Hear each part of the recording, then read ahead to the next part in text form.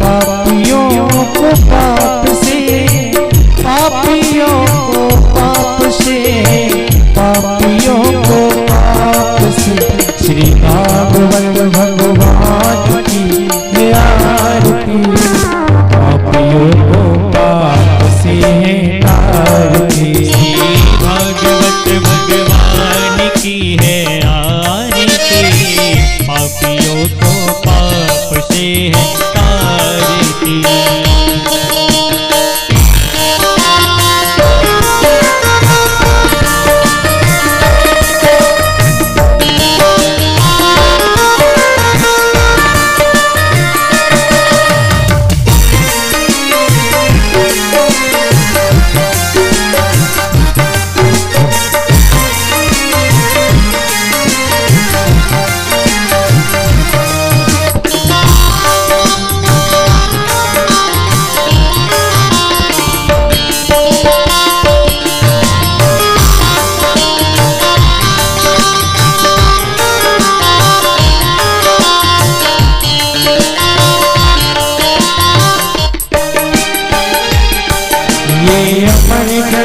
ये मुकुट ये पंचम वेद निराला, नभ ज्योति जगाने वाला। ये अमर ग्रंथ ये मुक्ति पंथ ये पंचम वेद निराला, नभ ज्योति जगाने वाला। हरि नाम यही हरि ध्यान यही हरि नाम यही हरि गान यही हरि नाम यही हरि ध्यान यही हरि नाम यही हरि ध्यान।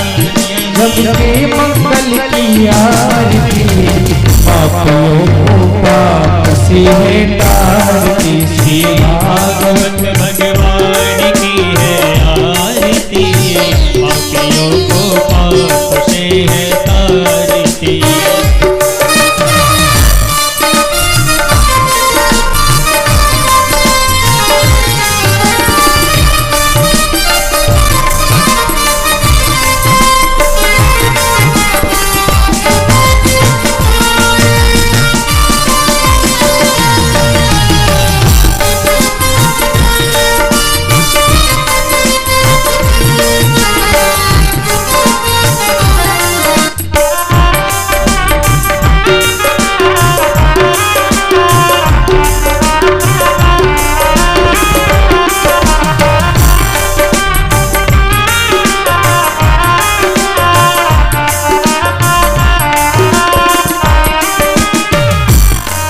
ये शांति गीत पावन पुण्य पापों को मिटाने वाला, हरि दर्शन कराने वाला।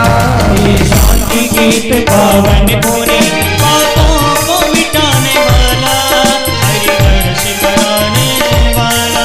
हरि दर्श कराने वाला, हरि दर्श कराने वाला, हरि दर्श कराने वाला, हरि दर्श कराने वाला। ये सुख करनी ये दुख हरनी, ये सुख करनी ये दुख हरनी, ये सुख करनी ये दुख हरनी, ये सुख करनी ये दुख हरनी। मधुसूदन की आरती, पापियों को पाप से तारती। श्री भागवत भगवान की है आरती, पापियों को पाप से तारती। ये मधुर बोल जग पंथ खोल, सन्मार्ग बताने वाला, बिगड़ी को बनाने वाला।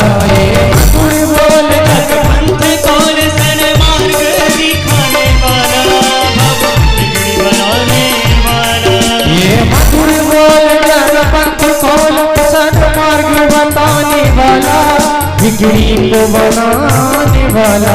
श्री राम यही घनश्याम यही, श्री राम यही घनश्याम यही, राम यही घनश्याम यही, श्री राम यही घनश्याम यही। प्रभु की महिमा की आरती, पापियों को पाप से तारती। श्री भागवत भगवान की है आरती, पापियों को पाप से है तारती। श्री भागवत भगवान की है आरती, पापियों को पाप से तारती।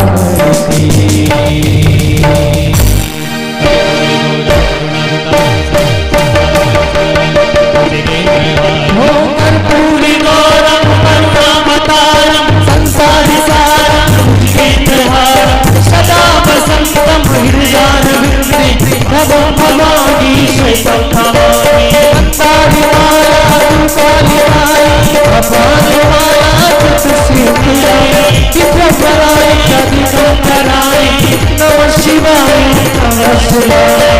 तुम्ही हो माता पिता तुम्ही हो त्वमेव बंधो सखा त्वमेव तुम्ही हो विद्याधरं त्वमेव तुम्ही हो सर्वं मम देव देव तुम्ही हो सर्वं मम देव देव। हरे राम राम राम हरे हरे हरे कृष्णा कृष्ण कृष्ण हरे हरे हरे राम राम राम हरे हरे हरे कृष्णा कृष्ण कृष्ण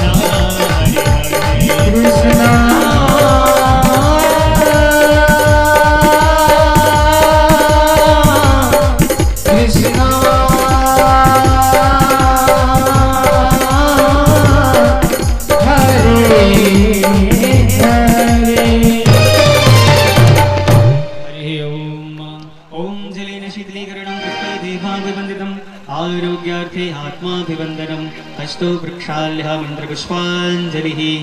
हरिः ओम्।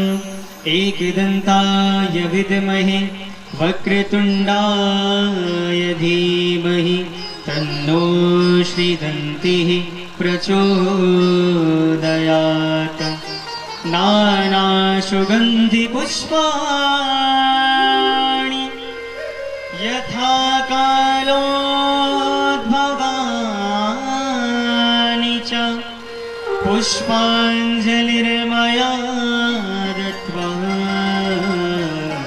ग्रहाणा परमेश्वरा। बोलिए बाके बिहारी लाल की जय। राधा रानी सरकार की जय हो। परम पूज्य श्री व्यास जी महाराज की, परम पूज्य श्री संत भगवान की जय। समस्त भक्त समाज की जय। जय जय श्री राधे जय जय श्री राधे जय जय श्री राधे श्याम। श्री राधे। सभी भक्त अपना अपना स्थान ग्रहण करें। सभी भक्त आपको जहां सुविधा लगे सुविधा अनुसार सभी भक्त यथा स्थान पर बैठ जाएं। आज प्रथम दिवस की पावन बेला में हम सभी श्रीधाम वृंदावन से पधारी परम पूज्य भारती दीदी जी के मुखारविंद से आज भगवान के पावन महात्म्य की कथा को श्रवण करेंगे। तो इन्हीं शब्दों के साथ मैं अपनी वाणी को विराम देता हूँ। आइए हम सभी चलते हैं पूज्य दीदी श्री की ओर। जय श्री राधे श्याम।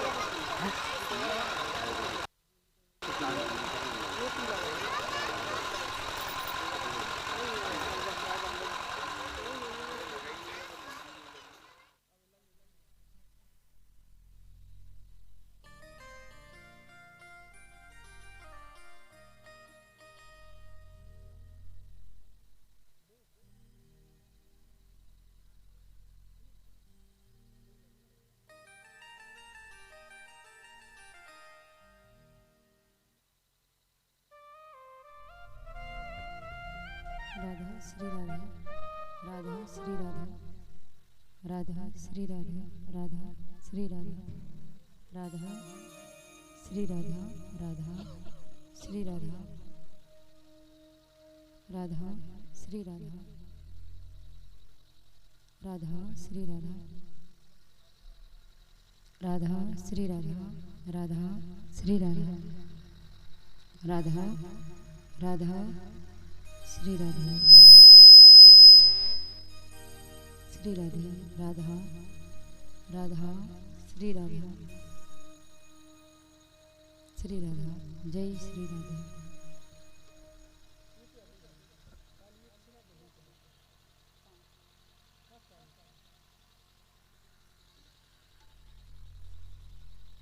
श्री राधे राधा श्री राधे।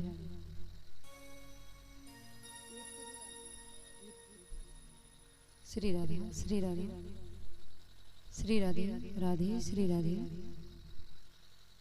राधा श्री राधे।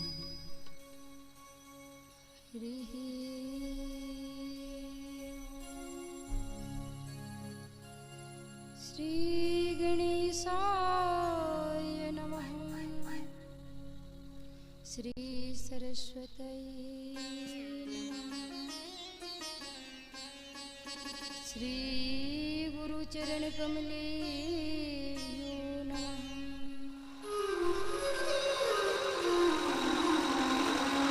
अज्ञानतिमिरान्धस्य ज्ञानाञ्जनशलाकया चक्षुरुन्मीलितं येन तस्मै श्री गुरुवे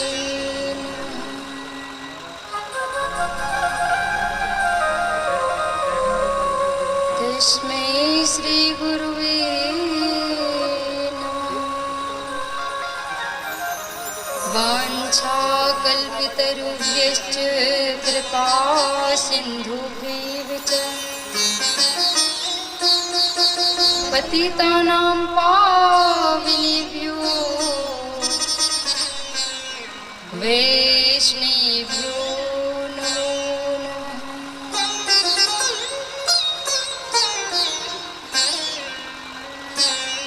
मूकं करोति वाचालं पङ्गुलङ्घयति यत्कृपातमहं वन्दे परमानन्दं माधवम्। जय जय श्री राधारमण जय जय नवल किशोर जय गोपी चित चोर प्रभु जय जय माखन चोर। हे कृष्ण करुणा सिंधु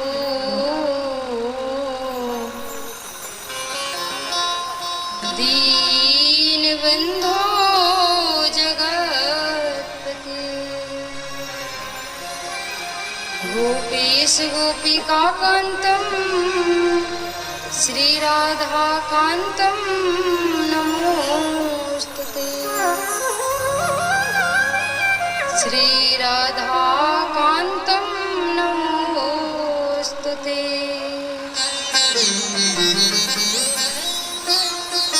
आइए हनुमंत विराजिए कथा कहूँ मति अनुसार प्रेम सहित गादी धरो पधारिए पवन पधारिए पवन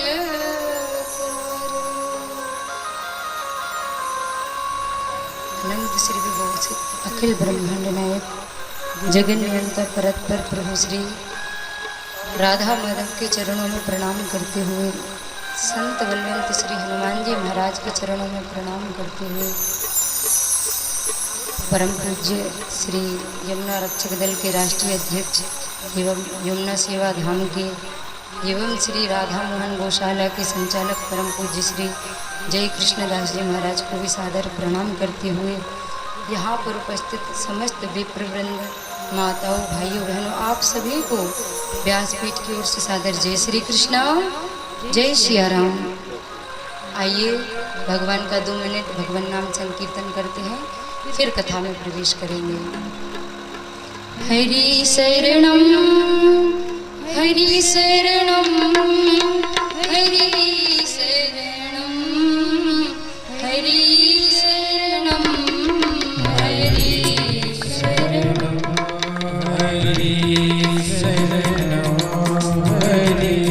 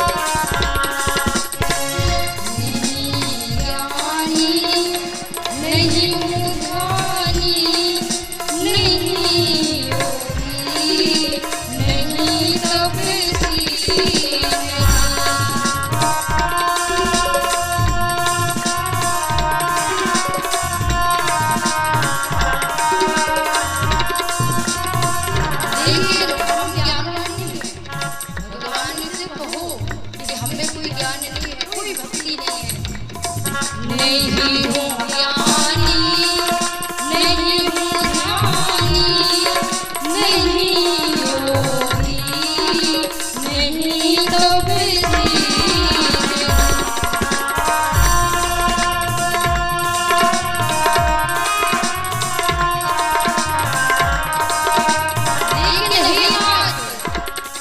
पर हम तो एक ही शरणम, हरि शरणम, हरि शरणम, हरि शरणम, हरि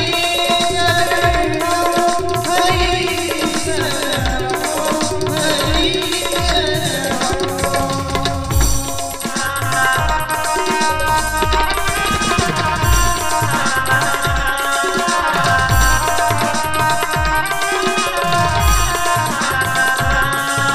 हरि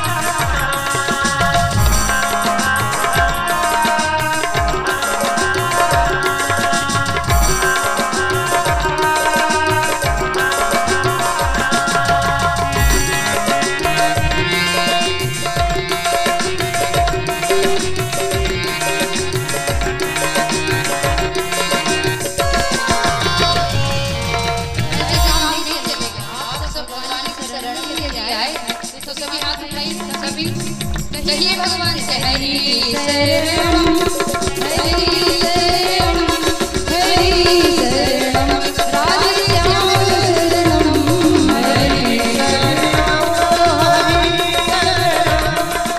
हरि शरणम, हरि शरणम, हरि शरणम, हरि शरणम, हरि शरणम, राधे श्याम शरणम, हरि शरणम, हरि शरणम, हरि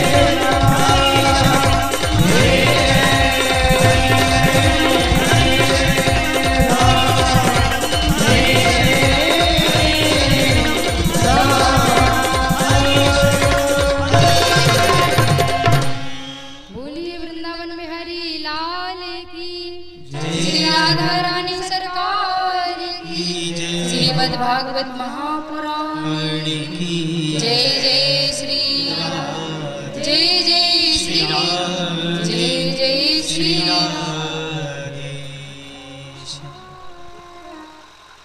परम मंगलमय परतपर पर अखिलेश्वर भगवान श्री कृष्ण की वांगमय मूर्ति श्रीमद् भागवत महापुराण। यह कोई साधारण ग्रंथ नहीं है। भागवत कोई साधारण ग्रंथ नहीं है। यह तो साक्षात भगवान श्री कृष्ण हैं, प्रत्यक्ष कृष्ण एव ही। जब भगवान अभी तक यहाँ जितने लोग बैठे हाथ जरा उठाइए, किन किन लोगों ने श्रीमद् भागवत महापुराण श्रवण किया। चलिए, हमारा भी सौभाग्य कि आप जैसे भक्तों का दर्शन हमें सुलभ हुआ। तो यहाँ सभी विद्वान जन बैठे हुए, विद्वान बैठे हुए हैं। आप सबने श्रवण किया होगा जब भगवान श्री कृष्ण लीला संवरण करके स्वधाम गमन करने लगे, जाने लगे, तब उद्धव जी ने भगवान से कहा कि नाथ आप जा रहे हैं तो मनुष्यों का उद्धार कैसे होगा। तब भगवान ने अपना स्वरूप श्रीमद् भागवत में प्रतिष्ठित कर दिया।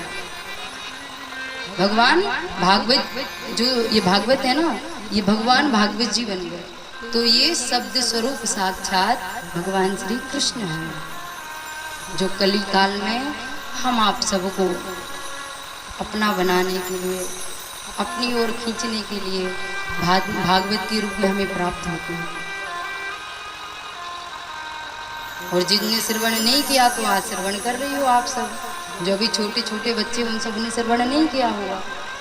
तो आज आपको पता चल गया कि भागवत क्या है। साक्षात भगवान श्री कृष्ण हैं। और जब भगवान कृष्ण हमें प्राप्त हो गए तो उनके विषय में जानना चाहिए। तो भागवत क्या है? भगवान के विषय में जानना। भगवान को हम कैसे जानें? तो इतना तो आज आप सब, ये बात हमें लगता है कि आप जीवन पर्यंत याद रखेंगे कि भागवत और भगवान श्री कृष्ण अलग नहीं है, एक ही है। तो श्रीमद् भागवत, अच्छा आप हाथ खड़ा करिए, किन किन के घर में श्रीमद् भागवत महापुराण है? जय हो। रामचरितमानस किन किन लोगों के घर में है? जय हो। चलिए, बड़ा सौभाग्य हमारा कि इस बक्सर की भूमि पे हमें कथा कहने का सौभाग्य, ये अवसर प्राप्त हुआ है, जहाँ स्वयं भगवान श्री राम ने लीलाएं की हैं। तो आपका ये बक्सर तीर्थ ही ये है। इसके विषय में आगे चर्चा होगी। तो भागवत भगवान है। इसका आधा श्लोक, एक श्लोक जितना हमसे बन सके लिखने में, पढ़ने में, यदि आप लिखते भी है ना, तो कहा गया कि यदि आप लिखते हैं तो आपके घर में भगवान वास करते हैं। और यहीं तक नहीं रुके, बोले कि जो प्रतिदिन आधे श्लोक या चौथाई श्लोक का पाठ या श्रवण करता है, आधा चौथाई कितना, एक श्लोक की 2 लाइन मान लीजिए, उस 2 लाइन में से आप 1 लाइन को करिए, उस लाइन में से भी आप आधा कर लीजिए, तो कितना हो जाएगा? 1/4। यदि आप आधा चौथाई श्लोक भी याद करते हैं तो कहा है कि 1000 गोदान करने का फल प्राप्त होता है। तो बताइए, अब हमारे लोग सोचें कि 1000 गाय दान कर दें तो क्या संभव है? आज के समय में संभव है? 1 गाय तो दान नहीं कर पाते, 1000 गाय कहाँ से लाएंगे? तो गाय दान नहीं कर पाते तो आप घर में भागवत का पठन करिए, पढ़िए, अध्ययन करिए, स्वाध्याय करिए। और कहा इस भागवत महापुराण ये साधारण तो है नहीं, आपकी जो भी मनोकामना है, जो भी आप हृदय में कामना लेकर के जाते हैं और यहाँ आकर के कथा श्रवण करके बैठते हैं कि हमें हमारी ये मनोकामना पूर्ण हो जाए, तो श्रीमद् भागवत महापुराण साक्षात इस कली काल में तुरंत फल देने वाली है, तुरंत। तो ऐसे श्रीमद् भागवत महापुराण का हम आप सबको, हमें कहने का और आप सबको श्रवण करने का सौभाग्य प्राप्त हो रहा है। तो इस अवसर को गंवाना नहीं है, इस अवसर का लाभ लेना है। तो हमारी भागवत महापुराण जो ये गंगा है, भगवती गंगा, देखिए एक भागीरथी गंगा है और एक भागवत गंगा है। भागीरथी गंगा तो आप सभी के निकट ही है, ज़्यादा दूर नहीं है, और आप सबका भी बड़ा प्रेम देखने को मिलता है गंगा जी के प्रति। तो एक भागीरथी गंगा और एक भागवत गंगा, दोनों ही इस कलयुग में पवित्र करने वाले हैं, दोनों ही। यदि भागीरथी गंगा शरीर को पवित्र करती है तो भागवत रूपी गंगा हमारे हृदय में, हाँ दादाजी इशारा कर रहे हैं कि अंदर की जो गंदगी है उसको साफ करते हैं। क्यों? क्योंकि हर कोने कलमस कसाई की लगी हुई है काई, कहीं ज्ञान की किरण नहीं है, हर कोठरी अंधेरी। ये हृदय में क्या है? काई जमी है, काई। अब उस काई को कैसे साफ करेंगे? कैसे साफ करेंगे भाई? बाहर की गंदगी के लिए तो आप खूब साबुन ले आओ, रगड़ रगड़ के खूब साफ करेंगे, लेकिन अंदर की गंदगी को साफ करने के लिए क्या उपाय है? हाँ, ठाकुर जी का ध्यान करना। तो ध्यान किस चीज से पता चलेगा कि ध्यान करना चाहिए? कथा श्रवण करने से, सत्संग श्रवण करने से। तो जब हम अंदर की ये गंदगी है ना, इसको साफ करना चाहते हैं तो क्या करें? सत्संग श्रवण करो। क्यों? क्योंकि गोस्वामी तुलसीदास जी ने कहा है, बिनु सत्संग विवेक न होई,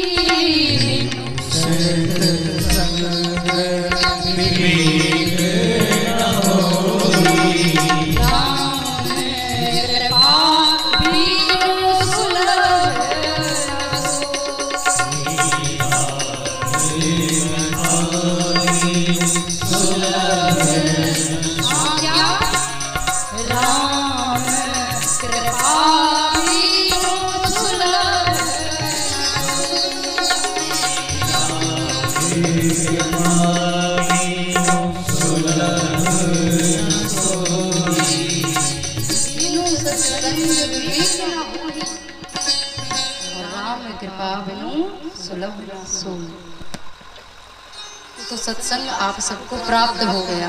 अब देखो सत्संग प्राप्त हुआ है तो यह भी निश्चित हो गया कि कथा आप पे, राम जी की कथा आपको मिल गई, लेकिन आप सब पर भगवान की कृपा है। तो देखो कृपा के दो स्वरूप हैं, एक तो कृपा, लेकिन इसमें कह रहे हैं कि अति हरि कृपा। क्या कह रहे हैं? अति। तो हम सब पे क्या है? भगवान ने कुछ अलग से विशेष कृपा कर रखी है, तब हमें सत्संग मिला है।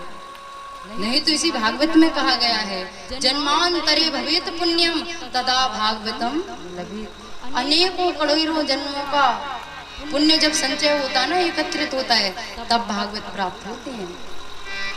तो हम आप सबके करोड़ों जन्मों के पुण्यों का उदय हुआ है, तब हम यहाँ आ पाए हैं। क्यों? क्योंकि यही शरावत अति कठिनाई,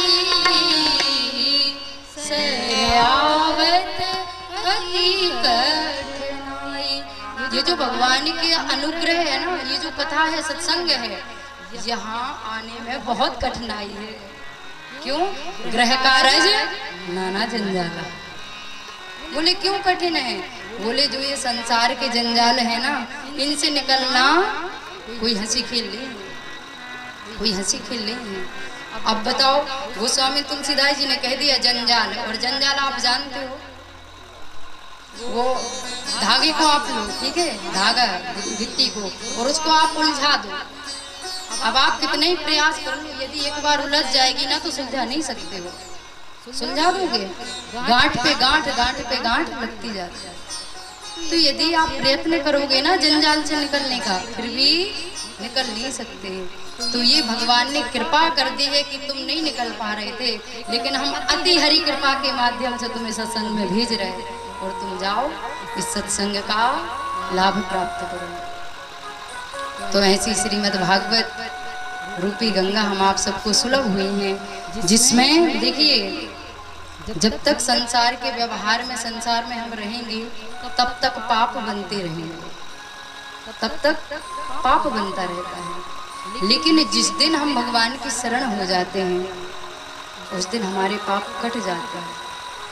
तो श्रीमद् भागवत जब प्रारंभ हो रही है ना, तो उसमें प्रथम श्लोक ही उन सच्चिदानंद भगवान का ही दिया गया, उनको प्रणाम किया गया। तो जब भगवान की शरण जाने से पाप कटते हैं तो हम और आप क्यों उस कृपा से दूर रहें। तो चलिए आइए वंदना करते हैं भगवान के उन चरणों में। सभी श्लोक बोलिए। सच्चिदानंद रूपाय सच्चिदानंद रूपाय, सभी बोलिए। अभी हमने बताया कि आधा श्लोक बोलो चाहे एक श्लोक बोलो, आपके घर में भगवान निवास करेंगे। तो बोलिए सभी। सच्चिदानंद रूपाय सच्चिदानंद रूपाय विश्वोत्पत्त्यादि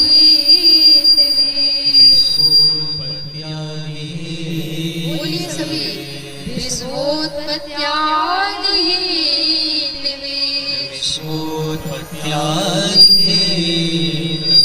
तापत्रय विनाशाय तापत्रय विनाशाय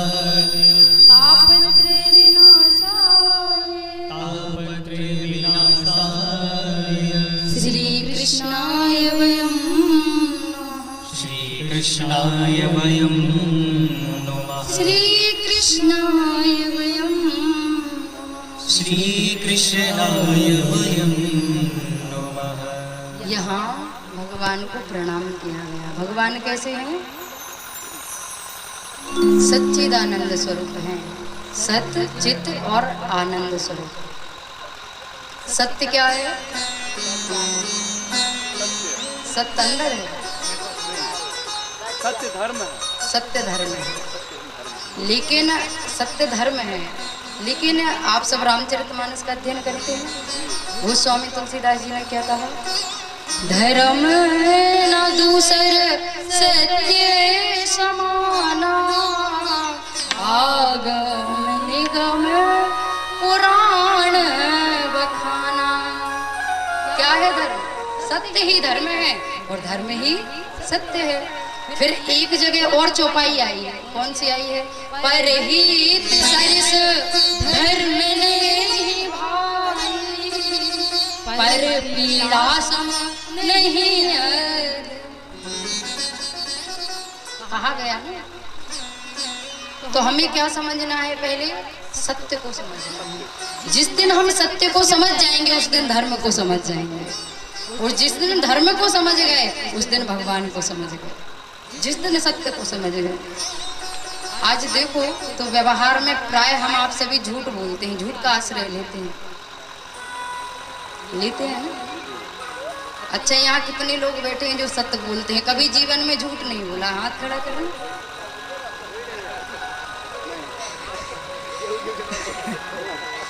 अब ऐसे लोग हाथ खड़ा करो जो झूठ ही बोलते हैं। अब ऐसे लोग हाथ उठाओ जो झूठ भी बोलते हैं और सत्य भी बोलते हैं। कभी ऐसा आता है तब झूठ बोलते हैं तो सही बोलते हैं। सही बोलते हैं। कभी अवसर आ जाता है तो झूठ बोलना पड़ता है। जी जी। तो हम क्या करते हैं कि हम भगवान क्या है? सत्य स्वरूप है, और हम उन सत्य स्वरूप भगवान को झूठ से प्राप्त कर रहे हैं। मतलब अपने व्यवहार में अभी सत्य नहीं आया, सत्य नहीं आया। कहीं ना कहीं किसी भी मात्रा में हम झूठ का सहारा ले रहे हैं ना। अब उन भगवान को कहा गया सत्य स्वरूप। तो आप बताइए, भगवान जब सत्य स्वरूप है तो हम झूठ से पकड़ पाएंगे उनको? नहीं पकड़ सकते। क्यों? क्योंकि सांच बिना हरि हाथ ना आवे। कोई कितने ही प्रयत्न कर ले, कोई करोड़ों झूठ बोल ले, कोई करोड़ों रुपया रख ले, धन रख ले, दौलत रख ले, कितना ही अपना जितना सामर्थ्य है सब लगा दे, पर भगवान को प्राप्त कर सकता है? नहीं कर सकता। लेकिन यदि किसी व्यक्ति के जीवन में सत्य है तो वो भगवान को प्राप्त कर जाता है, वो प्राप्त कर जाता है। तो भगवान को देखो भाई, भगवान के मार्ग पर चल रहे हैं। सबसे पहले यही हमें जीवन में लाना चाहिए कि हम आज से झूठ नहीं बोलेंगे। बहुत मुश्किल है माँ ये। नहीं सही बात है। लेकिन मुश्किलों से जो घबरा जाए उसको क्या कहते हैं?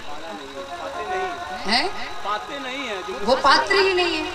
और जो मुश्किलों का सामना करे वो पात्र है ना। जब आप साधारण से संसार में जाते हैं तो वहाँ बहादुरी की जरूरत पड़ती है। तो अपन तो साक्षात भगवान को प्राप्त करने जा रहे हैं और यहाँ अपन बहादुरी ना दिखाएं, झूठ बोलें, झूठ का आश्रय लें। याद रखिएगा, झूठ आपको सब कुछ दे सकता है, पैसा धन दौलत, लेकिन भगवान कभी नहीं दे सकता। भगवान तक आप पहुँच ही नहीं पाओगे। तो हमें क्या करना है? सत्य, जीवन में सत्य को पकड़ना है। और जिसने सत्य पकड़ लिया, देखिए कई लोग होते हैं बोलते हैं भैया क्या करें, हमारा परिवार है, हमें झूठ बोलना पड़ता है। आप एक बात बताइए, ये जो आपका परिवार है ना, ये एक दिन नष्ट हो जाएगा, है ना। सबको मरना है, ये सबको पता भी। परीक्षित जी के प्रसंग में आप सुनोगे तो आप झूठ किसके लिए बोल रहे हो? परिवार के लिए। और वही परिवार जब आप मर के जाओगे ना, मरोगे, तो कोई आपका साथ नहीं देगा जिसके लिए आप झूठ बोल रहे हो। तो भाई झूठ क्यों बोले?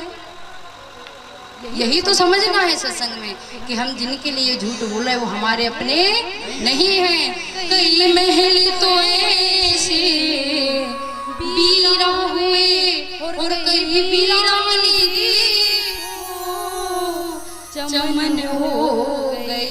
ये कर्म भूमि है इसका अपमान कर, ओ इसका अरमान कर। तेरे जैसी हजारों दफन हो गए, दफन हो गए। ये कर्म भूमि है इसका अरमान कर, इसका अपमान कर। तेरे जैसी हजारों दफन हो गए, हाँ दफन हो गए।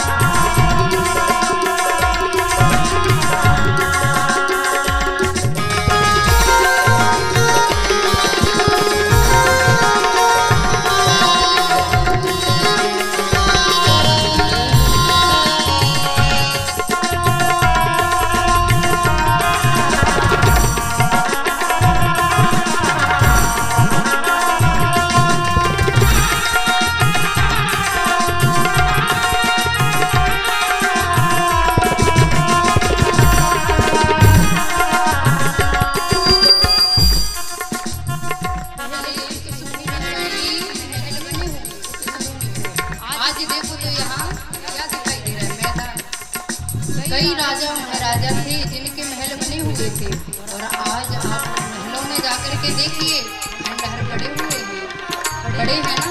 तो हम आप सबकी क्या औकात है इसी मिट्टी में मिलना है।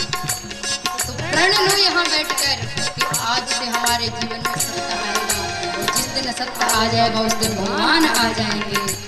ये भूमि है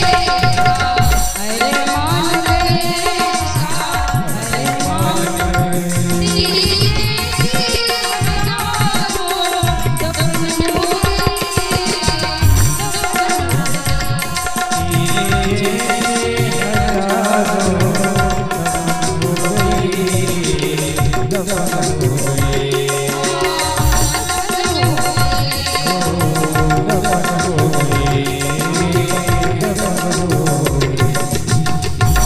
सच्चिदानंद भगवान की। तो भगवान सत्य स्वरूप है। तो आज सत्य का स्वरूप तो समझ आ ही गया होगा, है ना।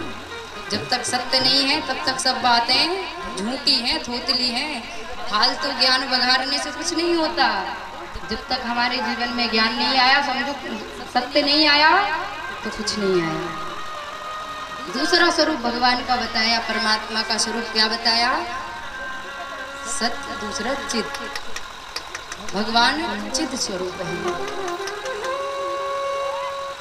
चित, आप चेतना को भी देखिए, जितने भी प्राणी हैं जो चेतन हैं, वो किसकी कृपा से चेतन है? हम आप सब में जो प्राण है वो किसकी कृपा से है?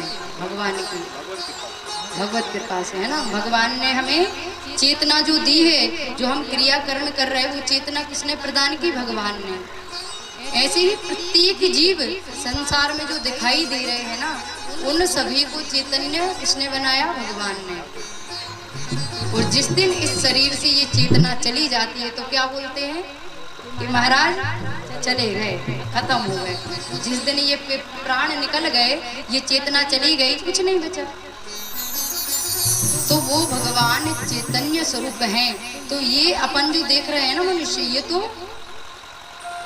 चेतना है ही। लेकिन विचार करिए, जिन भगवान ने हम मनुष्यों में, आप देखिए प्रत्येक मनुष्य अलग अलग विविध प्रकार के हैं, है ना। विविध प्रकार के, सभी के दिमाग अलग है, सभी में बुद्धि अलग अलग, माइंड अलग प्रकार से चलता है ना। तो जब भगवान इतने दिव्य हैं कि प्रत्येक मनुष्य को अपने हिसाब से चेतनता प्रदान करते, तो आप विचार करिए, जब उन चेतन स्वरूप भगवान को हम खोजने जाएंगे, प्राप्त करने जाएंगे, तो आप बताइए उनको कैसे प्राप्त कर सकते हैं? सत्य बोलकर। सत्य आ गया तो भगवान आ गए। लेकिन दूसरा उपाय बताए देते हैं। जितने भी देहधारी आपको दिखाई दें, कीटे, पतंगे, मच्छर, जो भी है मनुष्य, इन सब में जिस दिन आपको भगवान का दर्शन होने लग जाए, समझो कि चैतन्य स्वरूप भगवान को प्राप्त कर गए। क्योंकि उन्हीं की चेतना पशु पक्षी सभी में है। ये वृक्ष उन्हीं की कृपा से यहाँ पे हमको खड़े दिखाई दे रहे हैं। तो चैतन्य स्वरूप भगवान को कब प्राप्त कर सकते? प्रत्येक जीव में हमें परमात्मा नजर आने लगे, तब हम भगवान को, चैतन्य स्वरूप को समझ पाएंगे। तो देखिए 3 स्वरूप हैं यहाँ, सत्य, चित और आनंद। यदि हम एक स्वरूप भी समझ जाए ना सत्य का, तब भी हमने भगवान को प्राप्त कर लिया। 3 स्वरूप इसीलिए आपको बता रहे हैं कि कोई सा स्वरूप तो पकड़ लो, या तो सभी जीवों में भगवान देखने लग जाओ, या जीवन में सत्य बोलने लग जाओ। और तीसरा है आनंद। भगवान कैसे हैं? आनंद घन। आप पूरे संसार में खोज कर लीजिए, भ्रमण करके सबसे पूछ लीजिए, क्या आप सुखी हैं? तो प्रत्येक मनुष्य क्या कहता है? सब प्रकार से सुखी, पर एक परेशानी है, एक दुख है। कहीं भी खोज कर लें, एक ना एक दुख हर एक व्यक्ति को, हर प्राणी को मिल जाएगा। क्योंकि सच्चा आनंद जो था ना, वो कहाँ था? भगवान की शरण में था। लेकिन हम आप सब ने आनंद का स्वरूप क्या समझा? कि संसार में आनंद है, संसार में सुख है, जबकि इस संसार में वास्तव में देखो तो दुख ही है। सच्चा आनंद कहाँ है? भगवान में है, भगवान के चरणों में है। तो अपन ने क्या कर दिया? अपन संसार में गए सुख ढूंढने, जबकि कहा गया कि ये जो संसार है ना, दुखालयम है। जैसे विद्यालय आप जानते हो ना, विद्यालय जहाँ किताबें मिलती है ना, नहीं पुस्तकालय, वहाँ पुस्तक मिलेगी। विद्यालय जहाँ पे हमें विद्या अध्ययन कराई जाएगी। तो जो आलय है, समूह है, जहाँ हमें कई सारी किताबें मिलेगी, उसको पुस्तकालय कहेंगे। तो ये संसार क्या है? दुखालय। एक दुख नहीं है इस संसार में, अनेकों दुख हैं, अनेकों दुख। और उन्हीं दुखों को हमने एक दुख पार किया, फिर हमारी क्या आशा होती है? चलो अगली बार हमें सुख मिलेगा, चलो घर बना ले तो सुख मिल जाएगा। कार ले लो बढ़िया, उसमें बैठेंगे तो हमें खूब सुख मिलेगा। कार भी ले ली, घर भी बना लिया, फिर बोले कि बेटों का बच्चों का विवाह कर दें फिर सुखी हो जाएंगे। अब उनका विवाह भी कर दिया फिर भी सुखी नहीं हुए, फिर भी चिंता महारानी दिन रात खाए जा रही है। तो सुख क्यों नहीं है? क्योंकि ये संसार वास्तव में देखो, आप संतों से आप सुनो तो संत यही कहेंगे कि इस संसार में सुख कहीं नहीं है। वास्तविक सुख यदि हम आप सबको प्राप्त करना है तो क्या करें? उन भगवान की शरण में चले जाओ जिनके रोम रोम में आनंद है। इसीलिए तो भगवान को कहा गया है, जो सच्चिदानंद घन श्यामा। भगवान कैसे हैं?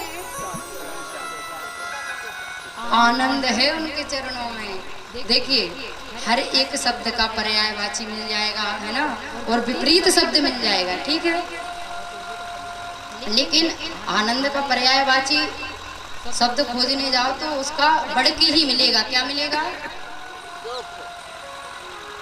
आनंद का पर्यायवाची शब्द क्या होगा? सुख, ठीक है। और आनंद का विपरीत शब्द बताओ क्या होता है? दुख नहीं होता। आनंद का बताओ, आनंद का। आप तो सुख दुख का बता रहे हैं ना। आनंद का कोई भी विपरीत अर्थी शब्द नहीं है, क्योंकि आनंद हमेशा बढ़ता है। यदि भगवान की शरण में जाओ तो बढ़ के क्या हो जाता है? परमानंद। क्या होता है? परमानंद प्राप्त होता है जीव को। तो इसीलिए वास्तविक आनंद प्राप्त करना है तो भगवान की शरण में जाना चाहिए। संसार में आनंद नहीं है। और देखिए, सुख अलग है, आनंद अलग है। आनंद साक्षात भगवान का स्वरूप है, और ये सुख दुख है ना, ये प्रत्येक हमारे जो कर्म का विभाग जो किया गया उसके अनुरूप हमें सुख दुख मिलते रहते हैं। तो भगवान का स्वरूप हम आप सब जानते हैं कि संसार में सुख नहीं है, संसार में आनंद कहीं नहीं मिलेगा। तो आनंद यदि आपको वास्तव में चाहते हैं कि आए तो भगवान की शरण में जाकर एकांत में बैठकर या फिर मंदिर में जाकर सत्संग में जाकर बैठ जाओ और ठाकुर जी का चिंतन करो। उसी समय आप परमानंद में डूब जाओगे, उन भगवान के स्वरूप में डूब जाओगे। ये है हमारे भगवान का स्वरूप। और फिर कहा, सच्चिदानंद रूपाय विश्वोत्पत्त्यादि हेतवे। वो भगवान करते क्या हैं? क्या भगवान का काम क्या है? संसार की उत्पत्ति, उसका पालन करना, फिर उसका संहार करना। ये कौन करता है? भगवान। उत्पत्ति कौन करते हैं? भगवान। एक भैया तो बोल रहे थे कि भगवान बोल रहे थे कि अपन तो आदि मानव थे। हमें ये समझ में नहीं आता, जो भगवान हमें पैदा करते हैं, उत्पत्ति करते हैं, वो भगवान स्वयं इस धराधाम पे प्रकट होके आए, अपने भारतवर्ष में आए हैं ना।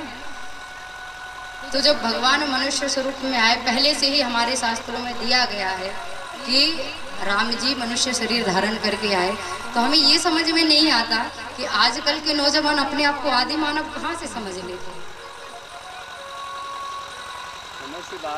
हम आदि मानव नहीं थे और ना कभी हुए। हम भगवान राम के वंशज हैं, भगवान श्री कृष्ण के वंशज हैं। हमारे जो ऋषि मुनि हुए हैं हम उनके वंशज हैं। हम किसी आदि मानव के वंशज नहीं हैं। ये हमारा इतिहास बदल दिया गया है। आप कभी भी जीवन में यदि इतिहास उठाकर पढ़िए, शास्त्रों को उठाकर पढ़े ना, तो उसमें आपको सही बात मिलेगी। पर हमारा दुर्भाग्य है कि हम सही इतिहास पढ़ते ही नहीं। जो किताबों में दे दिया गया उसी के अनुरूप अपने आप को आदि मानव मानते रहते हैं। तो भगवान क्या करते हैं? उत्पत्ति करते हैं, और उन भगवान ने जब उत्पत्ति की, वही प्रत्येक जीव का पालन करते हैं, और वही जब भगवान की इच्छा होती है तो संहार कर देते हैं। तो ऐसे भगवान को प्रणाम कर रहे हैं। विश्वोत्पत्त्यादि हेतवे तापत्रय विनाशाय। और भगवान क्या करते हैं? इनकी शरण जाने से होगा क्या? तो कहा कि जो हम तापों में तप रहे हैं ना, त्रिताप, देहिक देविक भौतिक तापा,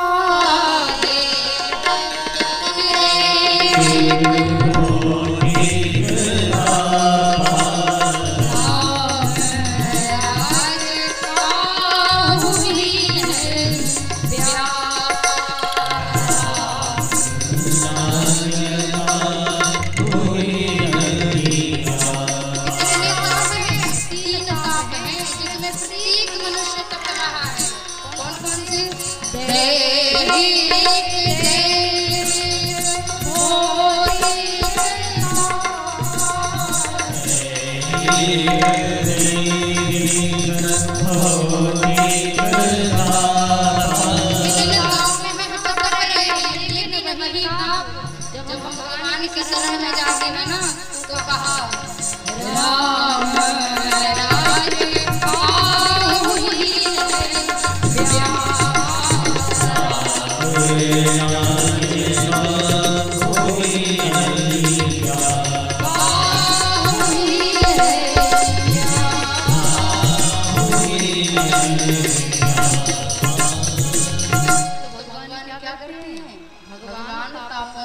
समूल नाश कर देते हैं। तापत्रय विनाशाय, वो भगवान हमारे जितने कष्ट हैं, चाहे देवीय प्रकोप हो, चाहे कोई मनुष्य हमें हानि कष्ट देना चाह रहा है, दुख पहुंचाना चाह रहा हो, चाहे प्रकृति वश हमें कोई जैसे शरीर में कोई रोग हो गया है, तो भगवान क्या करते हैं, उससे हमारी रक्षा करते हैं, उससे हमें बचाते हैं। तापत्रय विनाशाय, ऐसे भगवान श्री कृष्णाय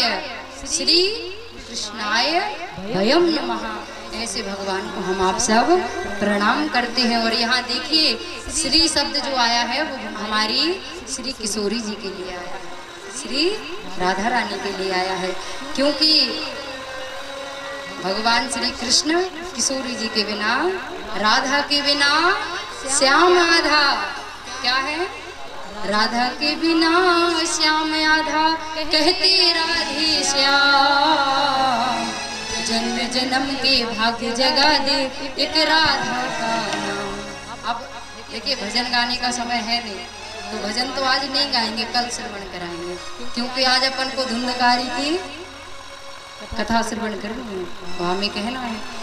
तो भगवान श्री कृष्ण जो है वो अपनी शक्ति के बिना आधे हैं। जहाँ श्री किशोरी जी हैं वहीं ठाकुर जी हैं, जहाँ श्री सीता जी हैं वहीं राम हैं, जहाँ हमारी माँ पार्वती होते हैं वहीं शिव हैं। और देखिए स्त्री का जो शरीर है, चाहे स्त्री का ले लो चाहे पुरुष का, उसमें एक अंग स्त्री का होता है, एक अंग पुरुष का, तभी जाकर के महादेव अर्ध नारीश्वर बन गए हैं ना। तो अब इस पे भी बाद में चर्चा करेंगे। तो भगवान शक्ति के बिना आधे होते हैं, इसीलिए हमारी श्री किशोरी जी को हम आप सब प्रणाम करते हैं। श्री कृष्णाय वयम नमः। और देखिए किशोरी की भी चर्चा, हमारी श्री राधे जी की भी चर्चा हम आप सब आगे श्रवण करेंगे। इनके विषय में तो कहें क्या, आप स्वयं श्रवण करते रहते हैं। ब्रज वृंदावन की महारानी, मुक्ति भी जहाँ भरती पानी, और तेरे चरण पड़े चारों धाम, किशोरी तेरे चरणन में, तेरे पड़े चरण, किशोरी तेरे चरणन में,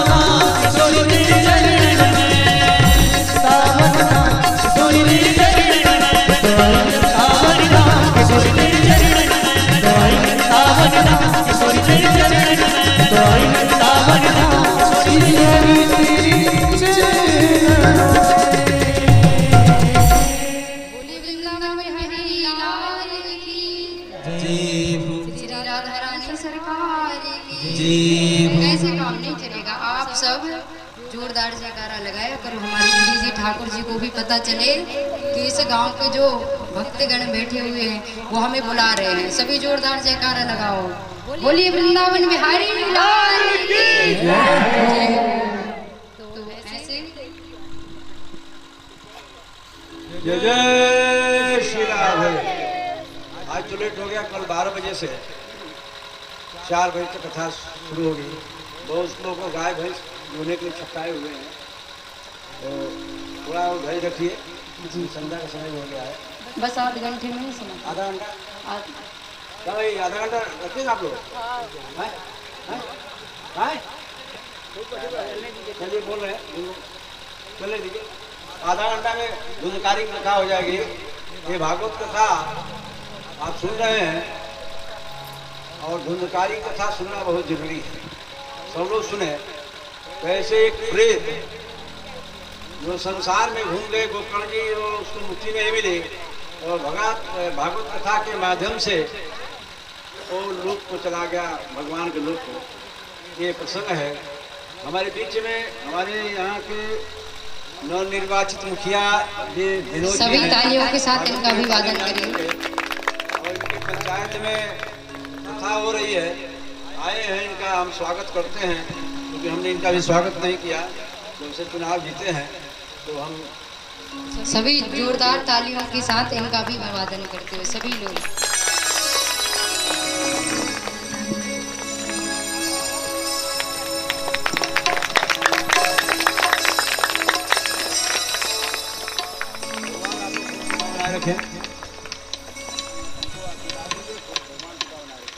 बोलिए वृंदावन में हरि लाल की जय। और हम आप सब कथा में कहाँ थे? श्री किशोरी जी को प्रणाम कर रहे थे। तो देखिए, हमें तो सही बताएं, प्रथम दिवस भी कथा करने के लिए कम से कम 3 घंटे लगते हैं, क्योंकि कथा यदि सुने तो अच्छे से सुने, कहें तो अच्छे से कही जानी चाहिए। कोई कथा मनोरंजन का विषय तो है नहीं, है ना। कथा आत्मरंजन का विषय है। तो हमें यहाँ क्या करना है? आत्ममंथन और आत्मरंजन करना है। तो उसके लिए भाई देखिए, थोड़ा धैर्य तो रखना पड़ेगा। प्रथम दिवस लेट हो गई, पर कल से हम ऐसा प्रयास करेंगे कि जो समय हमें दिया गया उसमें कथा को विश्राम करें। तो भगवान को प्रणाम करते हुए अब यहाँ हम अब सब चलते हैं नैमिषारण्य तीर्थ में, जहाँ पर एक बार 16,000 महर्षि एकत्रित होकर के सूत जी महाराज के पास आए। और जब सूत जी महाराज के पास आकर के प्रश्न पूछा कि भगवान आप एक कृपा करिए। बोले क्या कृपा करनी है? तो यहाँ पर अज्ञान ध्वांत विध्वंस कोटि सूर्य समप्रभ सूतख्याहि कथा सारम मम कर्ण रसायन। यहाँ पर श्री सौनक जी सूत जी महाराज से प्रश्न कर रहे हैं, हे सूत जी, आप कृपा करके कोई ऐसा रसायन दीजिए, कोई ऐसा उपदेश करिए जिस उपदेश को सुन करके हम इस संसार सागर से पार तो हो ही जाएं, लेकिन जो कलिकाल के लोग हैं, काल व्याल मुख ग्रास, जो प्रतिदिन काल के गाल में जा रहे हैं, तो उनको बचने के लिए इस कली काल में कौन सा साधन है। तब यहाँ सूत जी महाराज ने आज श्री सोनक जी महाराज को बताया कि इस कलयुग में श्रीमद् भागवत कथा जो है ना, जीव को पवित्र करने वाली तो है ही, और इसी जन्म में मोक्ष प्राप्त कराने वाली है, इसी जन्म में। तो और इसी कथा को श्रवण करके श्री परीक्षित जी महाराज का भी मोक्ष हुआ। और जैसे ही ये सुना कि परीक्षित जी का मोक्ष, बोले महाराज उन्होंने कब कथा श्रवण करनी। बोले परीक्षित जी भी इस कथा को श्रवण करके भवसागर से पार हो गए। और जैसे ही ये सुना तो देखिए, कहते हैं कि जब श्री परीक्षित जी महाराज कथा श्रवण कर रहे थे, सुखदेव भगवान कथा श्रवण करा रहे थे, उसी समय अमृत का कलश लेकर के देवता आए और कहा महाराज एक काम करो, अमृत परीक्षित को दे दो और ये कथा हमें दे दो।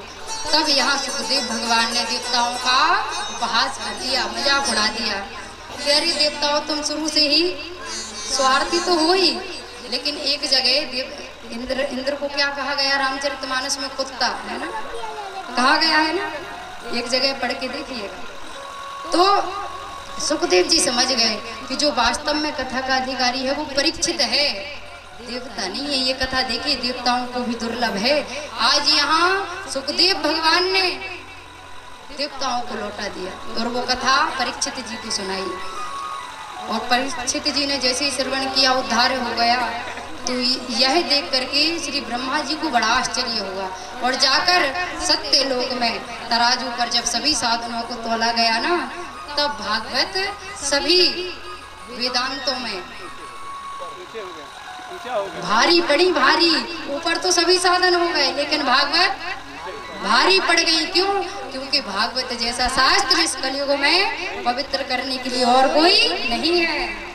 इसीलिए जो भागवत को श्रवण करता है इसी जन्म में, तो सच्चे मन से सच्चे चित्त लगाकर सुनो ना, तो इसी जन्म में हम भगवान तक पहुंच जाते हैं। तो एक बार की बात है, बोले महाराज इसको सूत जी महाराज श्रवण करा रहे हैं। बोले महाराज तुम लोगों के हृदय में बहुत प्रीति है भगवान के चरणों में। और एक समय की बात है कि इसी भागवत महापुराण को श्री नारद जी महाराज ने श्रवण किया। और जब नारद जी महाराज ने का नाम सुना ना, तब सोनक जी महाराज को बड़ा आश्चर्य हुआ कि नारद जी महाराज को ऐसी कौन सी वो विपत्ति आ पड़ी कि उन्होंने सप्ताह ज्ञान यज्ञ श्रवण किया। तब आइए हम आप सब संक्षेप में भक्ति महारानी का प्रकरण सुनेंगे और उसके बाद धुंधकारी की कथा में प्रवेश करेंगे। यहाँ पर एक बार की बात है कि श्री देवर्षि नारद भ्रमण करते हुए धराधाम पर अपने इस पृथ्वी लोक पे घूम रहे थे कि चलो सत्संग श्रवण करने जाए, सुनने जाए। तो मार्ग में उनको सनकादि महर्षि मिले। देखिए सोनक जी ये 88,000 ऋषि अलग हैं और सनकादि महर्षि किसको कहते हैं? 4 महर्षि जो ब्रह्मा जी के मानस पुत्र हुए। कौन कौन से? सनक, सनंदन, सनातन और सनत कुमार। इन 4 ऋषियों को सनकादि कहा जाता है। तो जब सनकादि महर्षि मिले और नारद जी का जो चेहरा है ना वो उदास है, सनकादि महर्षि ने कहा नारद जी आप उदास क्यों हैं? तो कहा महाराज क्या बताएं, हम इस पृथ्वी लोक पर भ्रमण करने के लिए गए, लेकिन महाराज वहां जाकर हमने क्या देखा? वहां हमने जाकर के देखा कि जो सन्यासी हैं, जो कहते अपने आप को त्यागी बताते हैं, उनमें त्याग नहीं रहा। देखो तो महाराज उनके जो आश्रम हैं वो कैसे धनों से भरे हैं, पैसा सबसे ज्यादा वही होगा। गाड़ियों से त्यागी जी महाराज घूम रहे और कहे जा रहे त्यागी, और जाकर के देखो तो 4-5 बच्चे खेलते हुए बाहर निकल के आ रहे। ऐसे कलयुग के त्यागी हैं। बोले कहने को तो त्यागी, तो हमें बड़ा कष्ट हुआ। और जब हमने सोचा कि चलो त्यागी तो देख लिया, अब जाकर के देखा जाए तो गृहस्थ आश्रम वाले अच्छे मिलेंगे, लेकिन वहां जाकर भी क्या देखा? कन्याओं का विक्रय होता है। आज के समय में आप जानते होंगे कई जगह ऐसा होता है, कन्याओं को विवाह के समय पैसा लेके विवाह कर दिया जाता है ना, उल्टी रीति चल गई ना। बेटे वाले से पैसा लिया जाएगा और कन्या को ब्याह दिया जाएगा, है ना। देखिए, चाहे आप बेटे वाले से पैसा लें या बेटी वाले से, बात दोनों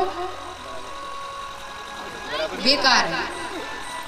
ना तो दहेज लेना चाहिए ना देना चाहिए, लेकिन लोभ के कारण कुछ मनुष्य कन्याओं का विक्रयण करने लगे, बेचने लग गए।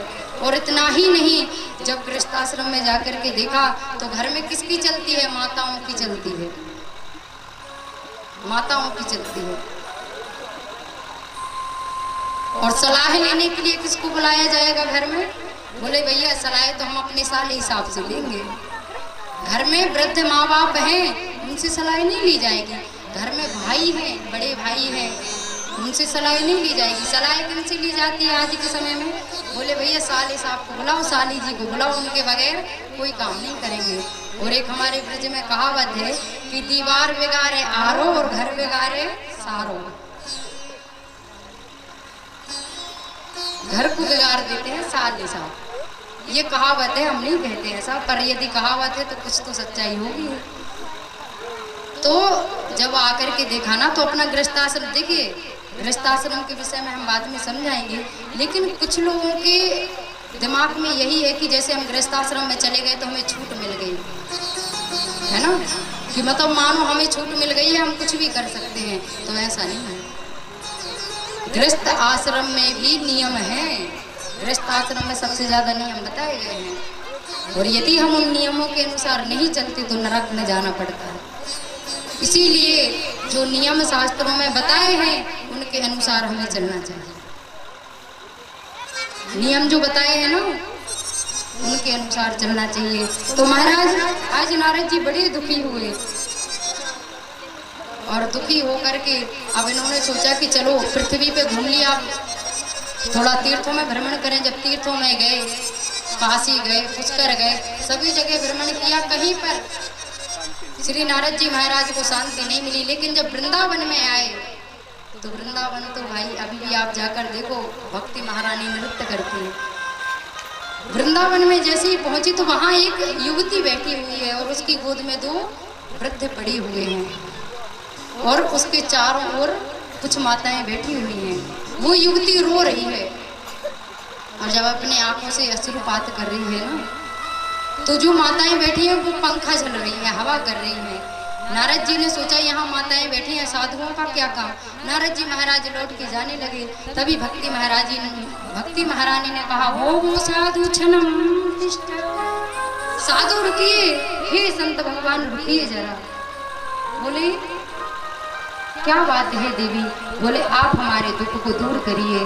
जब भक्ति महारानी ने नारद जी महाराज को रोका ना, तब कहा देवी आप कौन है? तब भक्ति महारानी कहती अहम भक्ति रीति, मैं भक्ति हूँ। और जो ये 2 आप वृद्ध देख रहे हैं ना मेरी गोद में, ये मेरे बेटे हैं ज्ञान वैराग्य। नारद जी ने कहा देवी आप तो तरुण अवस्था में हो। तो भक्ति महारानी ने कहा वृंदावन की भूमि में आने पर मैं तो तरुण हो गई, पर मेरी ये जो पुत्र है ना ये वृद्ध हो गए, बूढ़े हो गए। नारद जी यदि मेरे बच्चों को जो मूर्छा आई है ना ये ठीक नहीं हुई तो मैं इस भारत भूमि को छोड़ करके विदेश चली जाऊंगी।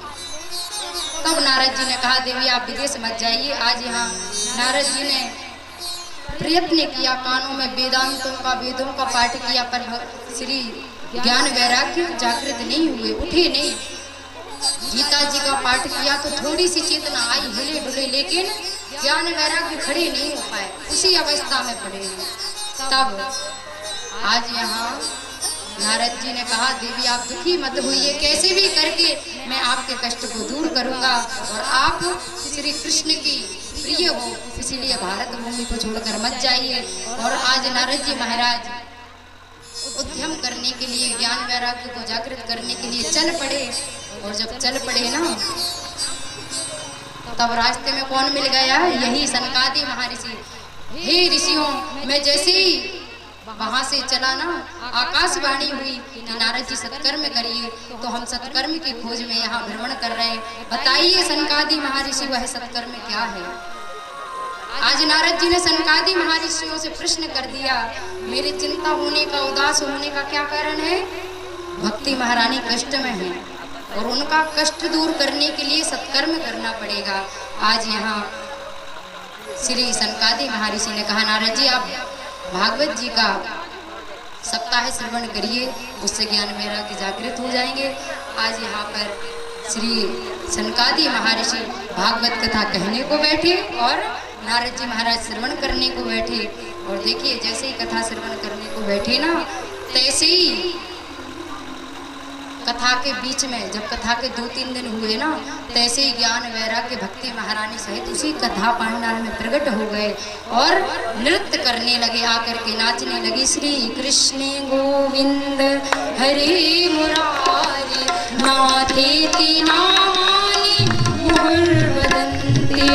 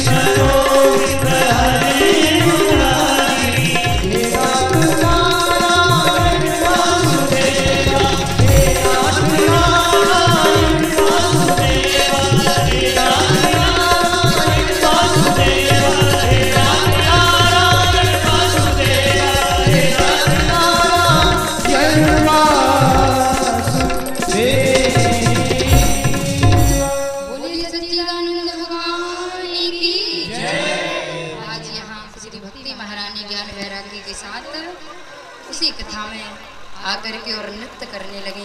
भक्ति महारानी ने नारद जी से कहा कि बताइए मैं कहाँ विराजित हो जाऊं? तो कहा आप सभी के हृदयों में बैठ जाइए, क्योंकि भक्ति जिसके हृदय में होती है उसके हृदय में भगवान ना चाहते हुए भी वास करते हैं। तो आज भक्ति महारानी ज्ञान वैराग्य तो जागृत हो ही गए। यहाँ आज भक्ति ज्ञान वैराग्य की ये जो त्रिवेणी है, इसके विषय में कल हम आप सब श्रवण करेंगे। आगे यहाँ भागवत जी का महात्म्य दिया गया है, जिसमें एक समय की बात है कि तुंगभद्रा नदी के तट पर एक आत्मदेव नाम की ब्राह्मण रहते थे। ब्राह्मण बड़े संतोषी, संयमी, सदाचारी और अपने कर्मकांड में बड़े ही निपुण थे। लेकिन इनकी जो धर्म पत्नी थी ना धुंधली, वो बड़े ही कर्कश स्वभाव की थी, क्रूरा थी। तो महाराज इनके घर में धन संपत्ति सभी कुछ था, लेकिन घर में काय की कमी है, संतान की, कोई पुत्र नहीं है। और जब पुत्र नहीं है तो एक दिन आत्मदेव को ग्लानि हुई कि हमें अभी तक कोई पुत्र नहीं हुआ, तो सोचा कि अब तो मर जाना ही श्रेष्ठ है। चौथा पन आने वाला है और अभी तक कोई संतान नहीं। अब ये मरने के लिए मार्ग में जा रहे थे और जैसे एक जंगल से गुजरे ना, उसी समय थक करके मार्ग में बैठ गए और एक संत भगवान उसी रास्ते से गुजर रहे थे। आत्मदेव बैठे हुए रो रहे हैं। अब संत तो ऐसे होते हैं कि भाई एकांत में जो रोते हैं तो संतों को लगता है कि ये भगवान को याद करके रो रहे होंगे। अब उनको क्या पता कि ये क्यों रो रहे हैं। तो संत का हृदय पिघल गया, बोले ये रो रहे हो, कोई भक्त होगा। आज संत भगवान ने आकर के पूछा कि हे ब्राह्मण देव आप क्यों रो रहे हैं। तब आज आत्मदेव ने कहा, हे संत भगवान, हमारे यहाँ कोई संतान नहीं है और संतान के दुख के कारण आज मैं मरने जा रहा हूँ। आज यहाँ संत ने बहुत उपदेश दिए। आप देखिए उपदेश तो दे रहे हैं लेकिन आत्मदेव पर उपदेश का कोई असर नहीं हुआ, कोई प्रभाव नहीं हुआ। बहुत समझाया संत ने कि देखो आत्मदेव, तुम्हारे भाग्य में संतान नहीं है और आत्मदेव एक जन्म की तो कहें क्या, तुम्हारे 7 जन्म में कोई संतान नहीं। अब तो आत्मदेव ने कहा, महाराज हम तो इसी जन्म में के दुखी थे, आपने तो 7 जन्मों का दुख इकट्ठा दे दिया। अब तो हम यहीं मर जाएंगे, या तो संतान दे दो, पुत्र दे दो, और नहीं तो आपके सामने मर रहे, और मरेंगे तो ब्रह्म हत्या आपको लगेगी। अब संत ने कहा कि देखिए, दया करे तो आफत आई और दया ना करे तो संत कसाई। संत क्या करें, देखिए दया करते हैं तो उसमें भी आफत आ जाती है, और दया बिन संत कसाई, और दया करी तो आफत आई। संतों का स्वभाव दया में होता है, और जैसे ही दया करते हैं तो आफत ही मूल आ गई। लो बेचारे, उन्होंने तो दया बस पूछा कि क्या परेशानी, आपका पुत्र दो, नहीं तो यही मर जाएंगे। आज वह संत भगवान अपना माथा ठोककर अपने आप को दोष देने लगे, है हम कहाँ फंसे। हम तो सोच रहे थे ये भगवान का कोई प्यारा भक्त है, लेकिन दुर्भाग्य कि ये एक संसारिक मिला। आज संत भगवान ने जब आत्मदेव नहीं माने तो एक फल दे दिया, और जब फल दिया तो आत्मदेव प्रसन्न होकर के घर की ओर आए और अपनी जो श्रीमती जी हैं धुंधली देवी, इनको आकर के कहा, अरे देवी सुनती हो, ये फल हम लेकर के आए हो, इसको खाने से संतान हो जाएगी, तुम्हारे यहाँ पुत्र हो जाएगा, तो इसको खा लो। अब देवी जी थी थोड़ी अपनी बुद्धि को उल्टा चलाती थी। इन्होंने वो फल कहा कि एक काम करो, रख दो, हम खा लेंगे। अब तो धुंधली देवी ने अपने मन में कुतर्क करना शुरू किया, विचार करना शुरू किया, और जब विचार करना शुरू किया तो महाराज उस फल को नहीं खाया। बोली, महाराज यदि मैं गर्भिणी हो गई और नगर में आग लग गई तो कैसे भागूंगी, भाई बड़ा पेट हो जाएगा, भाग नहीं पाऊंगी, और हमने सुना है कि यौवन भी खराब हो जाता है, तो हम इस फल को नहीं खाएंगे। और यदि मैं गर्भ मेरे पेट में रह गया तो मेरी जो नंद आएगी ना, वो सारा घर का सामान लूट करके ले जाएगी, तो फल तो हम नहीं खाएंगे। तो महाराज उस फल को नहीं खाया, अपनी बहन को बुलाया और बहन को वो फल दे दिए। बहन को पूछा कि फल खाएं कि नहीं खाएं। बहन ने कहा, एक काम करो, ये फल गाय को खिला दो, और हमारे इधर जो पुत्र होगा उसको हम तुम्हें दे देंगे। आज तो यहाँ धुंधली ने उस फल को नहीं खाया और वो फल गाय को खिला दिया। अब तो महाराज जैसी उस धुंधली की बहन के यहाँ पुत्र हुआ, वो छुप के आई और उस पुत्र को दे गई, बालक को दे गई, नवजात। और यहाँ भी 3 महीने बाद जिस गाय को फल खिलाया था ना, उसके यहाँ भी एक पुत्र प्राप्त हुआ। अब महाराज जब नाम रखा गया ना, तो आत्मदेव ने सोचा, अब ये तो वेद पाठी ब्राह्मण थे, आत्मदेव ने कहा कि हमारा नाम आत्मदेव है तो अपने पुत्र का नाम हम परमात्मदेव रख देंगे। धुंधली ने कहा, बड़े होशियार है, हमने 9 महीने पेट में रखा, नाम आप रखोगे, नाम तो हम ही रखेंगे। तो बोले ठीक है देवी जी रख लो। तो बोले कि हमारा नाम धुंधली और हमारे बेटे का नाम धुंधकारी, धुंधकारी नाम रख लिया। और जो गाय के यहाँ हुआ उसका आत्मदेव ने क्या नाम रखा, गोकर्ण। तो गोकर्णो पंडितो ज्ञानी धुंधकारी महाखरा। जो गोकर्ण जी महाराज हुए ना, वो पंडित हुए, बड़े ही विद्वान, और ये धुंधकारी बड़ा ही धूर्त। यदि नगर में कोई बालक खेल रहे हो ना, तो बलात् उनको कुएं में धकेल देगा, हो चोरी करके लाए। अब तो आत्मदेव जब बालक नहीं था तब भी रो रहे थे, और जब बालक हो गया नगर से पुराने आ रहे हैं सभी लोग शिकायत करने आते हैं ना, किसी का पुत्र यदि गलत करे तो वास्तव सी बात है कि घर पे कहने आएंगे। तो जब शिकायत घर पे आई आत्मदेव आज फिर से दुखी हो गए, बोले महाराज अच्छा था कि पुत्र नहीं था, अब पुत्र हो गया तब भी हमें कष्ट भोगना पड़ रहा है।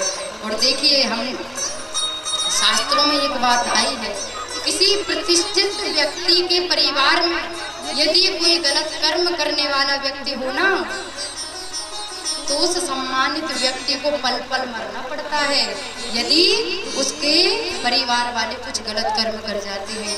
तो ये जो हमारे परिवार में कोई प्रतिष्ठित हैं, बड़े बुजुर्ग हैं, इनकी मान मर्यादा का हमेशा ध्यान रखना चाहिए, क्योंकि इनको बहुत कष्ट होता है। बोलिए वृंदावन बिहारी लाल की जय।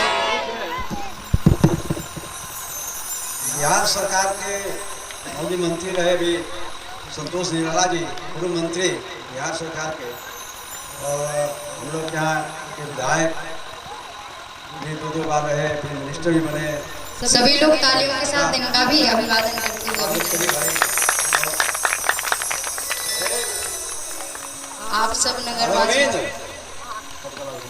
आइए, मैं इनका स्वागत करता हूँ। आइए।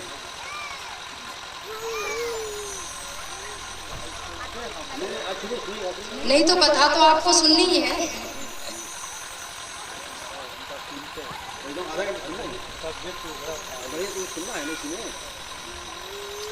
सभी लोग तालियों के साथ अभिनंदन करते हुए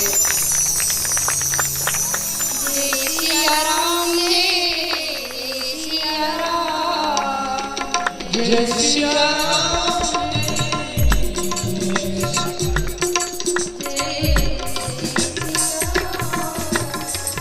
बोलिए भक्तवत्सल भगवान की आज तो आत्मदेव दुखी हो गए, दुखी होकर के मन में विचार करने लगे कि हाय ये ऐसे पुत्र से को देखिए, कुपुत्रो दुखदाय कहा, यदि किसी के घर में कुपुत्र हो जाता है ना, महाराज श्रीमद् भागवत में आया है, कुपुत्रो दुख देने वाला होता है।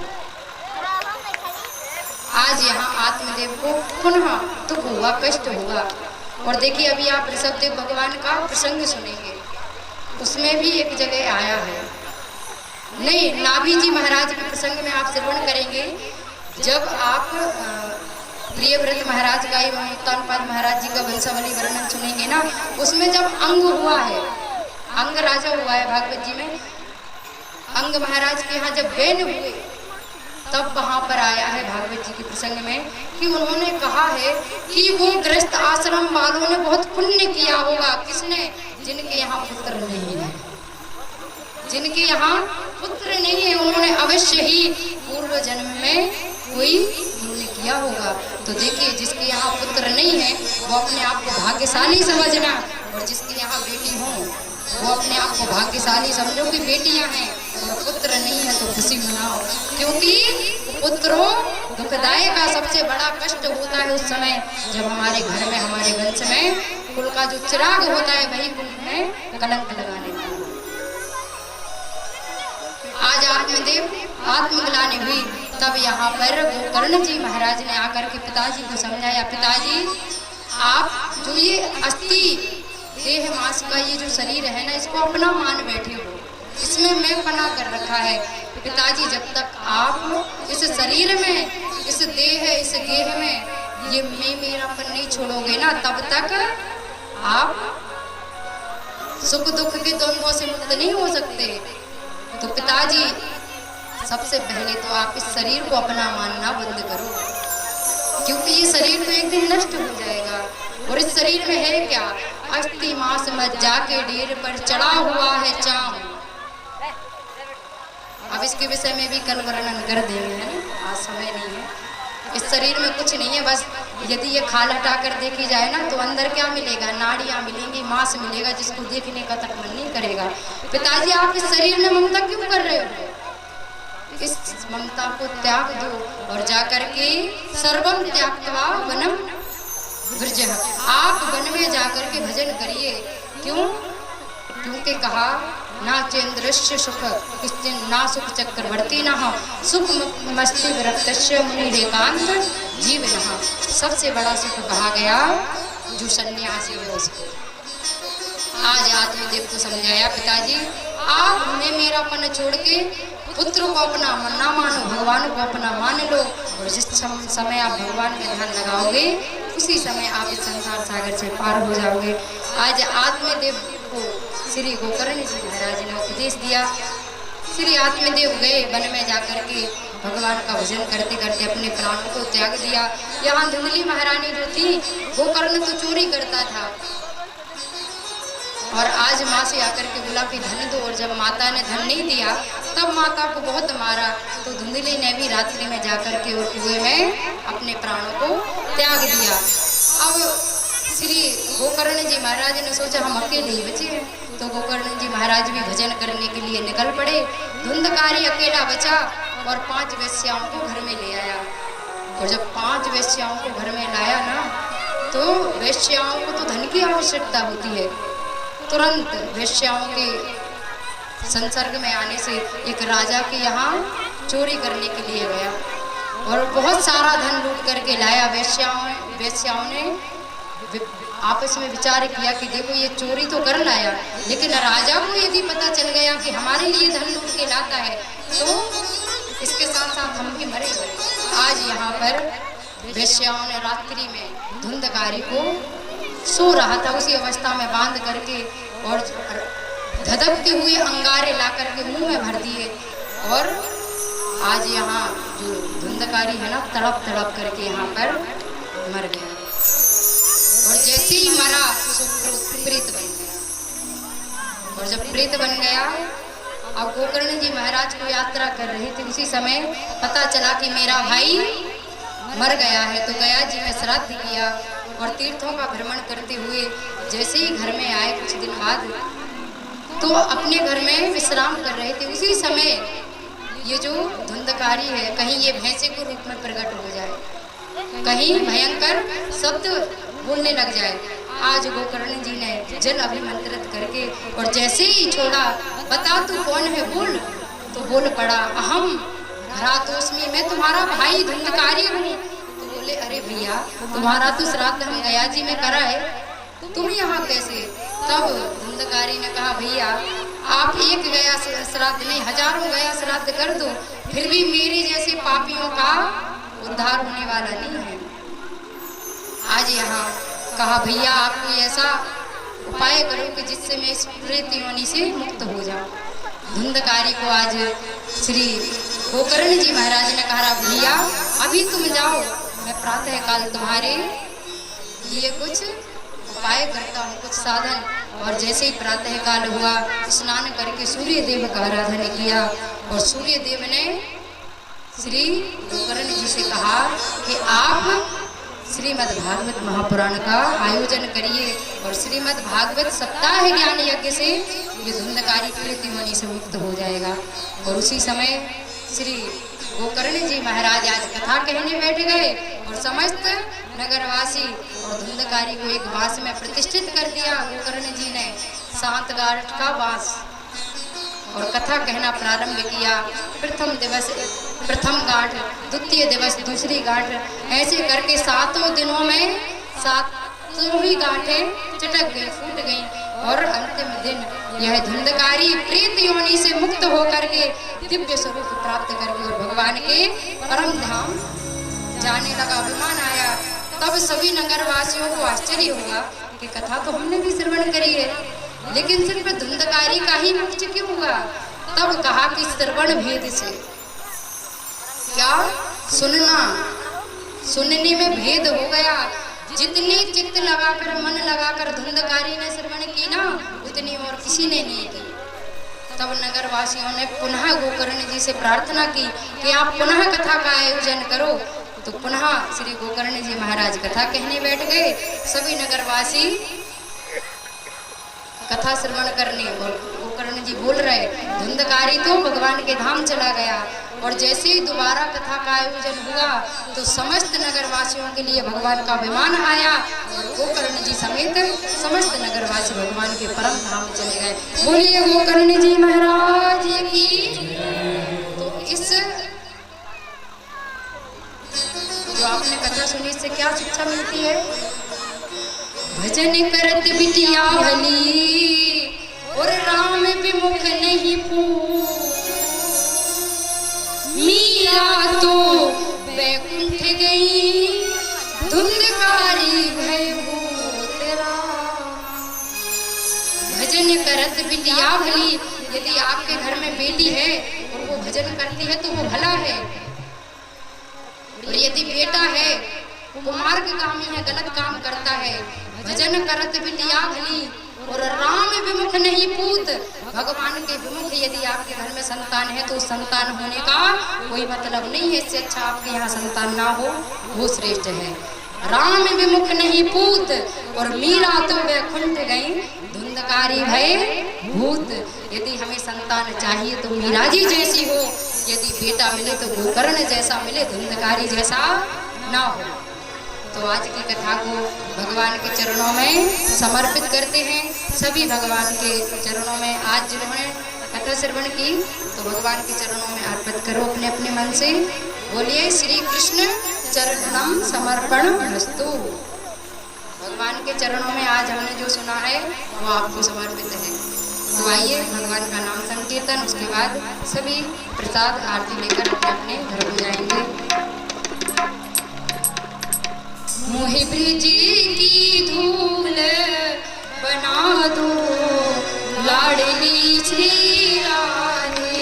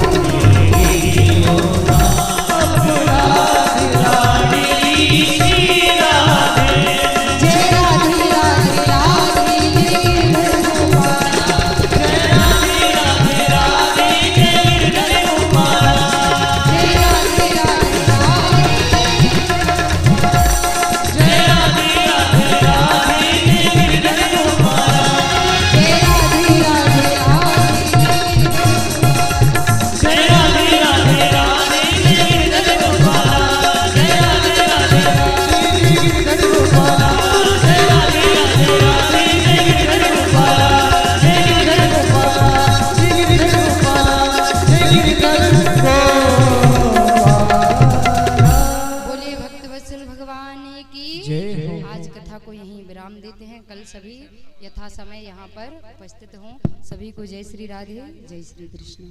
श्री राधे। बोलिए बांके बिहारी लाल की। सभी भक्त यथास्थान पर खड़े हो जाएं। आप सभी भक्तों को एक आवश्यक सूचना, जैसा कि आप सभी को अवगत कराया गया, कल कथा का जो समय रखा गया है वो मध्याह्न 12 बजे से लेकर शायम 4 बजे तक। तो आप सभी भक्त कल अधिक से अधिक संख्या में द्वितीय दिवस की पावन बेला में आप सभी भक्त पधारें और श्रीधाम वृंदावन से पधारी परम पूज्य श्री भारती दीदी जी के मुखारविंद से श्रीमद् भागवत कथा को श्रवण करें और अपने जीवन को धन्य बनाएं। जय श्री राधे श्याम।